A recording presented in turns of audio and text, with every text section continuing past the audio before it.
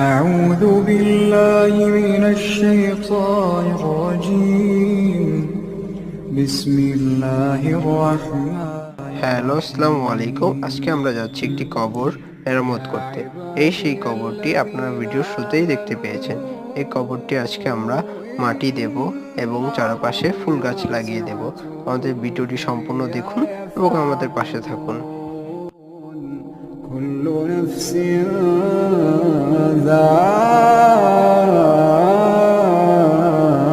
ذائقة الموت كل نفس ذائقة